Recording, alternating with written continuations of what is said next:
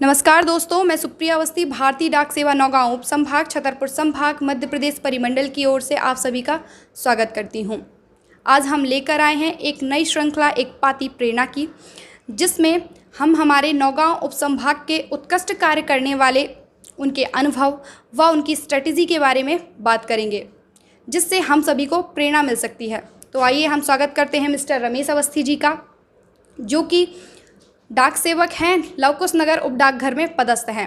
इन्होंने न केवल नौगांव उप संभाग में बल्कि रीजनल लेवल पर पिछले 2 वर्षों में पीएलआई व आरपीएलआई के क्षेत्र में अच्छा बिजनेस अर्जित किया है। तो रमेश अवस्थी जी, बताइए आपको पीएलआई व आरपीएलआई करने की प्रेरणा कैसे मिली? सबसे पहले तो मैं आपको नमस्कार करना चाहता हूँ। पहले पीएलआई और आरपीएलआई के बारे में जानकारी मैं लोगों को देता रहता था, जहाँ जहाँ डाक बांटने जाता था वहाँ बताता रहता था। तो सबसे पहले क्या हुआ कि मैं एक बैंक गया, वहाँ पर मैंने पीएलआई और आरपीएलआई की जो विशेषताएं हैं कि किस तरीके से इसमें कम प्रीमियम पर हम अधिक ब्याज अधिक बोनस प्राप्त कर सकते हैं, तो उन लोगों को पसंद आया और वहाँ से मैं 40 लाख का बिजनेस सम एश्योर्ड वाली पॉलिसी लेकर आया। इस तरीके से मुझे आत्मविश्वास जगा कि मैं पीएलआई और आरपीएलआई में एक अच्छा व्यवसाय अर्जित कर सकता हूं। फिर हमारे उस समय एसडीआईपी सर मिस्टर श्रीवास्तव जी विनय श्रीवास्तव जी आए और उन्होंने विभिन्न ट्रेनिंग सेशन के माध्यम से बताया कि किस तरीके से पीएलआई और आरपीएलआई के व्यवसाय को बढ़ाया जा सकता है, और मेरे आत्मविश्वास को उन्होंने प्रोत्साहित किया और इस तरीके से मैं पीएलआई और आरपीएलआई के बिजनेस को निरंतर गति देने लगा। तो आप हमारे डाकघर की पीएलआई व आरपीएलआई की योजनाओं के बारे में क्या कहेंगे? वैसे मार्केट में अन्य बीमा योजनाओं के लिए कई कंपनियां बीमा बेचती हैं, पर यदि देखा जाए हमारे डाकघर का जो पीएलआई और आरपीएलआई है उसमें हमें कम प्रीमियम देना पड़ता है और अधिक से अधिक बोनस प्राप्त होता है। इस तरीके से यदि देखा जाए तो हमारा पीएलआई और आरपीएलआई बहुत पुरानी योजना है, ठीक है, और राष्ट्रपति अनुमोदित एक ऐसी पॉलिसी है जो कस्टमर को स्थायी रूप से सुरक्षा प्रदान करती है, जो अन्य बीमा जीवन बीमा में ये हमें सुविधा नहीं मिलती है। तो इस तरीके से कम प्रीमियम पर अधिक ब्याज, ये हमारा स्लोगन है और हम कस्टमर को इस तरीके की योजनाएं बताते रहते हैं। तो आपने किस तरह की स्ट्रेटजी अपनाई ताकि आप अपने टारगेट्स कंप्लीट कर सकें? मैं डेली विभिन्न ऑफिसों में डाक बांटने जाता हूं। इसके अलावा मोहल्लों में भी डाक बांटता हूं। तो जैसे ऑफिस जाता हूं तो लोगों से पूछता हूं कि यदि आपके पास कुछ समय हो जिससे मैं अपने डाक विभाग के बारे में कुछ बता पाऊँ, हमारे जो प्रोडक्ट हैं या जो हमारे बीमा है उसके बारे में कुछ बता पाऊँ। तो उनमें से कुछ लोग तैयार हो जाते हैं, कुछ कर्मचारी तैयार हो जाते हैं। उनको मैं विस्तृत तरीके से डाक विभाग की विभिन्न योजनाओं के बारे में जानकारी देता हूँ। फिर उनको हमारी योजनाओं में जो लाभ प्राप्त होते हैं उससे कुछ कस्टमर लेने के लिए तैयार हो जाते हैं। इस तरीके से निरंतर ये प्रयास मेरा जारी रहता है कि जहाँ डाक बांटने जाऊँ वहाँ पर कस्टमर को डाक विभाग की जो भी पॉलिसियाँ हैं, स्पेशली पीएलआई और आरपीएलआई, उसके बारे में बताऊँ।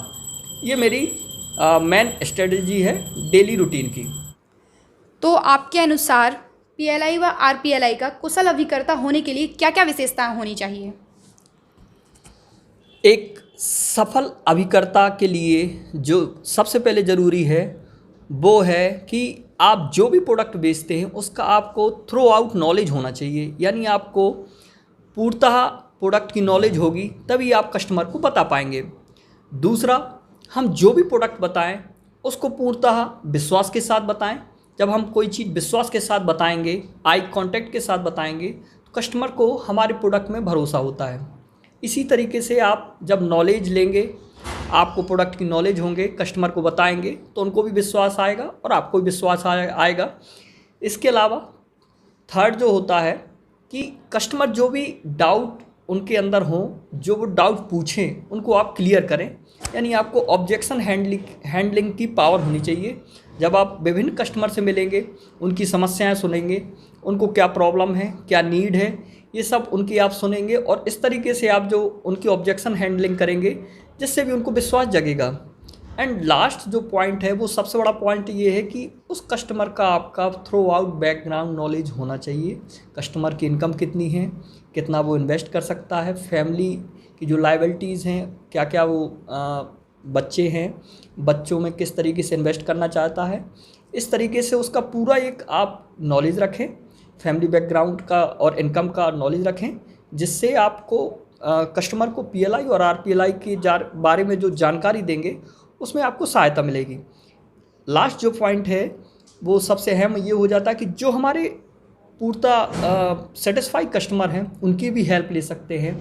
उनके कुछ उदाहरण एग्जांपल्स हम कस्टमर को बताएं, उनके अनुभव बताएं, जिससे कि हमें प्रेरणा मिलती है कि हम निश्चित तौर पे पीएलआई और आरपीएलआई का बिजनेस बढ़ा सकते हैं। तो आपने पीएलआई व आरपीएलआई के लिए क्या क्या सुधार किए?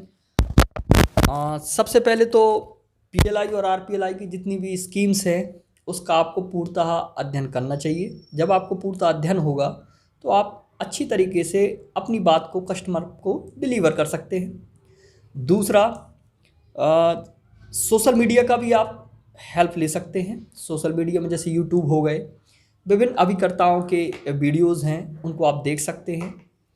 और मैंने उन वीडियोज़ को देखा और जानकारी ली कि किस तरीके से हम कस्टमर को बताएं कि हमें बीमा क्यों ज़रूरी है, क्यों लेना चाहिए और इसकी आवश्यकता क्यों है। इसके अलावा हमारे एसडीआईपी सर विनय श्रीवास्तव जी ने भी बहुत मदद की। उन्होंने विभिन्न ट्रेनिंग सेशन के माध्यम से मुझे बताया किस तरीके से पीएलआई आरपीएलआई का बिजनेस बढ़ाऊं। मुझे बहुत मोटिवेशन मिला। और कई बार मेला जो हमारे महामेला होते हैं वहाँ पर उन्होंने मुझे बोला कि आप इसका पीएलआई आरपीएलआई के बारे में विभिन्न योजनाओं की जानकारी दें, और मैंने डिलीवर की, जिससे मेरा आत्मविश्वास बढ़ा। इसके अलावा जो मेन लक्ष्य जो मेरा है, कम से कम 20 लोगों से मिलना। यदि आप 20 लोगों से मिलते हैं तो निश्चित तौर पर आपको पर डे 1 या 2 लोग आपके बीमा लेने के लिए तैयार होंगे। और जब आप लोगों से मिलेंगे, लोगों को फ़ायदे बताएंगे, तो उसमें लोगों का फ़ायदा होने के साथ साथ आप एक अच्छी अर्निंग ले सकते हैं, अपने इनकम को बढ़ा सकते हैं। तो आप क्या संदेश देना चाहेंगे हमारे एजेंट्स व जीडीएस साथियों को? मैं डाक विभाग के जो नए जीडीएस हैं या जो एजेंट्स हैं उनको यही कहना चाहता हूं कि उनकी सैलरी कम है। यदि वो इस क्षेत्र में थोड़ा काम करें, लोगों को पीएलआई आरपीएलआई के बारे में बताएं, तो वो लोगों को जानकारी देने के साथ साथ उनकी खुद की जो इनकम है, जो सोर्स ऑफ इनकम है, वो भी बढ़ेंगे। जिस तरीके से मैंने पिछले 2 या 3 वर्षों में मैंने इस क्षेत्र में काम किया और मेरी जो इनकम है, मैंने कम से कम 3 लाख के समथिंग इनकम अलग से मुझे प्राप्त हुई। ये सब पीएलआई और आरपीएलआई के थ्रू मिला। तो आप यदि आपको इनकम बढ़ाना है, अपने सोर्स ऑफ इनकम बढ़ाने हैं, तो आपको निश्चित तौर पर पीएलआई और आरपीएलआई के क्षेत्र में काम करना पड़ेगा। ये एक ऐसा क्षेत्र है जिसकी कोई सीमा नहीं है और आप अच्छा काम कर सकते हैं। यही संदेश मैं आप सभी नए जीडीएस बंधुओं को देना चाहता हूँ। धन्यवाद रमेश जी, आपने बहुत ही अच्छे से हमारे एजेंट्स और जीडीएस साथियों को आरपीएलआई व पीएलआई के बारे में कई उपयोगी जानकारी दी। हम सभी आपको बहुत बहुत शुभकामनाएं देते हैं और आपके उज्जवल भविष्य की कामना करते हैं। धन्यवाद।